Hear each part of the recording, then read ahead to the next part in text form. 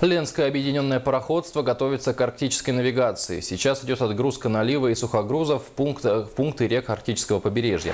На реку Яну из Осетрова отгружено 6000 тонн каменного угля. Буксир «Капитан Бурковский» привел морские баржи в Джабарике Хаяк, где также началась отгрузка угля. С Усть-Кутской нефтебазы в Тиксе отправили 4000 тонн нефтепродуктов. Кроме того, идет перевалка с наливных барж для Абыйского района. Всего же на сегодняшний день флот Ленского пароходства перевез 600 тысяч тонн грузов. Это на 70 тысяч тонн больше по сравнению с аналогичным периодом прошлого года.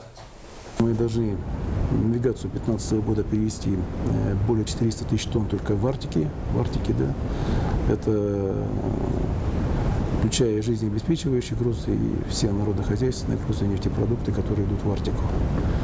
В общем, у нас планы на навигацию большие. Мы должны полностью и по линии, и по Арктике где-то освоить в этом году 1 550 000 тонн груза перевести. Продолжая тему треть навигации за кормой, а добрая половина грузов уже доставлена заказчикам. Таковы результаты работы судоходной компании «Алрос-Алена» за прошедший навигационный период. И ее темпы останутся прежними, если свои коррективы не внесет падение уровня воды в верхних течениях реки. Сергей Евсюков продолжит тему.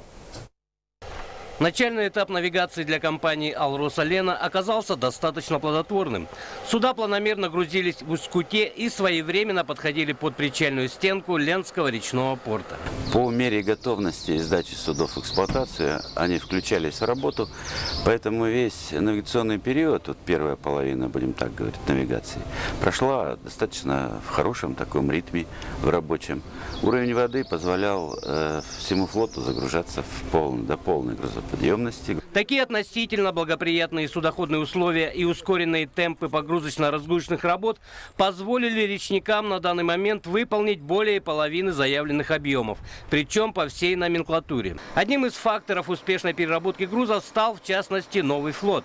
Вернее, несколько плавсредств, которые компания приобрела в прошлом году. Это 3 баржи и буксир. В общем, как говорят речники, навигация идет успешно. Правда, в верхнем течении реки судоходная обстановка вновь осложнилась. Но в настоящее время на протяжении практически уже 2 недель вода падает на верхнем участке. Это, в общем-то, предвиденные обстоятельства. На участке Усть-Кут-Киринск появился лимитирующий перекат, на котором глубинный путь дает всего 2 метра, выходная осадка 1,75 м, 1,80 м. То есть есть уже ограничения по грузоподъемности судов. Но такие обстоятельства, говорят умудренные опытом флотоводцы, не должны повлиять на общие объемы перевозок. Уже есть определенный задел материалов, да и до закрытия навигации времени еще достаточно. Более 3 месяцев. Так что даже если судам придется ходить с неполной загрузкой, компания в любом случае должна выполнить заказ.